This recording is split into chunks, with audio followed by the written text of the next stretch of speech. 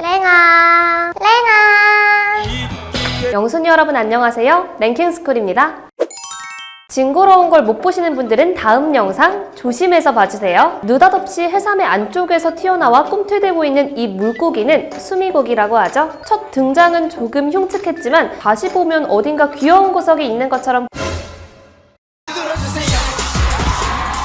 보이기도 하는 수미고기는 해삼의 몸속에서 서식하는 물고기입니다. 해삼은 수미고기에게 은신처를 제공하고 수미고기는 해삼의 몸속에 들어가는 과정에서 신선한 바닷물을 해삼에게 공급하는 공생관계죠. 이 수미고기 역시 생선의 한 종류이기 때문에 당연히 맛있는 식용으로 사용할 수도 있다고 하는데요. 어떻게 생각하면 해삼을 잡더니 물고기가 딸려오는 1+1의 행운 같기도 합니다. 그런데 이런 수미고기와는 다르게 마주치게 되는 순간 당장 화장실로 달려가 먹었던 것을 전부 개워내고 싶어지는 경우도 있다고 하죠. 오늘부터 이 생선을 드실 일이 있으시다면 꼭 2번, 3번 꼼꼼하게 확인해 보셔야겠습니다. 오늘은 극혐주의, 먹기 전에 꼭 확인해야 한다는 생선 탑 3에 대해서 알아볼게요. 3위, 연어. 연어는 촉촉하고 부드러우면서 기름기까지 가득한 맛으로 많은 사람들에게 인기 있는 생선이죠. 특히 탱글탱글한 연어알은 정말 맛있는 식재료로 손꼽히지만 연어알은 산란기에 접어든 국내산 자연산 연어를 통해서만 유통되는 탓에 가격이 매우 비싸 손을 대기가 쉽지 않습니다. 이러한 국내산 연어들은 아주 짧은 기간 동안만 포획이 허용되기 때문에 낚시를 좋아하는 지인이 있는 분들은 이 시기에 종종 자연산 연어를 선물 받게 되는데요. 수입도 아닌 국산, 양식도 아닌 자연산이니 듣기만 하면 엄청나게 좋아 보이지만 먹기 전에 꼭 확인해야 할 부분이 있다고 하죠. 연어의 속살을 자세히 관찰하면 실 같은 벌레가 꿈틀거리고 있는 걸 발견할 수 있습니다. 이 벌레의 정체는 고래회충이라고 하는데요. 연어의 몸속에 기생하는 고래회충은 연어가 죽게 되면 빠르게 연어의 살 속으로 파고들어 자신의 모습을 숨기죠. 만약 제대로 확인하지도 않은 채로 고래회충이 숨어있는 연어를 그대로 먹는다면 정말 끔찍한 일이 벌어지게 됩니다. 약 3시간 정도가 흐르면 고래회충이 내장벽에 파고들게 되며 엄청난 보통과 구토 증상이 일어나는데요. 만약 고래회충에 알레르기 반응을 보이는 사람이라면 출혈, 설사 등의 증세가 추가되죠. 심할 경우에는 복막염, 장폐색까지 발전하게 되어 목숨을 잃을 수도 있다고 합니다. 구충제를 먹어도 죽지 않는 고래회충의 특성상 병원에 가도 내시경으로 끄집어내는 것 말고는 방법이 없다는데요. 물론 50도 이상의 고열로 충분히 익히거나 영하 20도 이하에서 7일간 냉동해 둔다면 고래회충이 죽어 감염을 피할 수 있게 된다곤 하지만 이미 회충의 존재를 알게 된 이상 전혀 식욕이 돌지 않죠. 이런 고래회충은 광어, 우럭, 갈치, 고등어 등에서도 발견된다고 합니다. 아무리 자연산이 좋다지만 저는 고래회충과 마주치기는 싫어서 그냥 양식으로 사다 먹을래요. 2위, 학꽁치. 뾰족한 주둥이를 가지고 있는 이 생선의 이름은 학꽁치라고 하죠. 꽁치와 이름이 비슷하지만 붉은살 생선인 꽁치와는 다르게 흰살 생선인 학꽁치는 지방이 적어 담백한 맛을 자랑합니다. 여기에 학꽁치 특유의 미세한 단맛과 고소한 향기가 더해진 덕분에 학꽁치는 초밥 재료로서 많은 사랑을 받고 있는데요. 이 학꽁치의 아가미에는 정말 충격적인 비밀이 숨겨져 있다고 하죠. 조심스럽게 아가미를 들추면 모습을 드러내는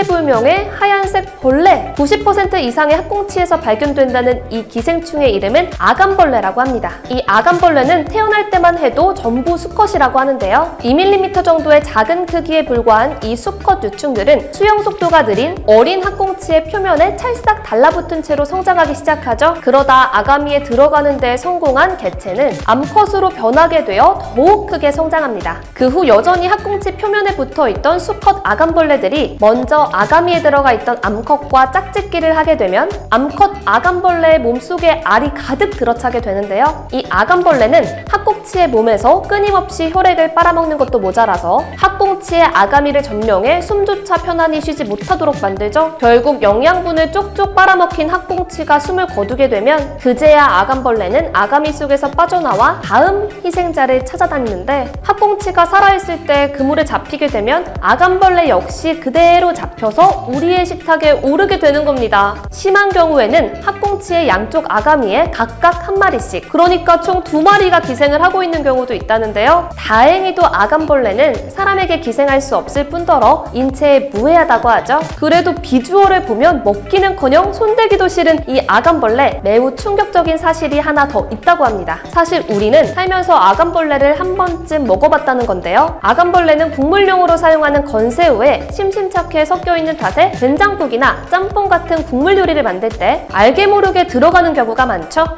그럼 설마 어제 식당에서 먹었던 짬뽕이... 이거 그냥 못 들은 걸로 하면 안 될까요, 제발?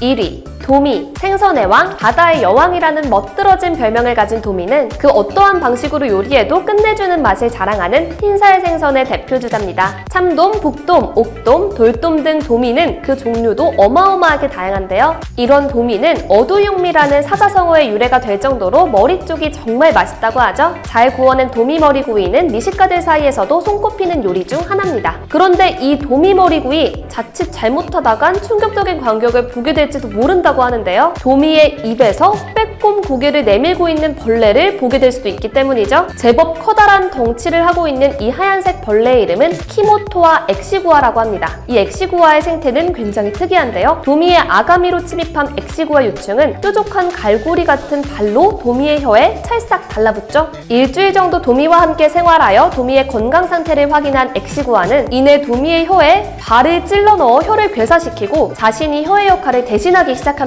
도미의 혀로 변신한 엑시구아는 도미와 한 몸이 되어 밖으로 나갈 수 없게 되는데요. 엑시구아는 충격적인 기생 방식과는 다르게 의외로 도미에게 피해를 끼치지 않는다고 하죠. 숙주가 된 도미는 엑시구아를 자신의 혀처럼 움직일 수 있는 것은 물론 맛까지 느낄 수 있다고 하니 정말 놀라울 따름입니다. 혀에 기생한 엑시구아는 암컷으로 변하는데 그 후 밖에서 들어온 수컷이 입촌장의 자리를 잡으면 도미의 입 안은 엑시구아의 신혼집이 되어버리는데요. 이 때문에 도미 요리를 먹다가 2마리의 엑시구아가 젓가락을 반겨주는 일도 있다고 하죠. 한 가지 다행인 점은 앞서 소개해드렸던 아간벌레처럼 엑시구아 역시 사람에게 기생할 수 없고 인체에 무해하다고 합니다. 내 혓바닥을 엑시구아가 차지해버리는 끔찍한 일은 벌어지지 않을 것 같아서 안심인데요. 한편 2008년경 인터넷 커뮤니티 등지에서 큰 인기를 얻었던 엑시구아는 귀엽게 캐릭터화시킨 그림이 유행을 하며 일명 기생충 여신님으로 불렸다고 합니다. 아니 어째서 인기가 있었던 거지?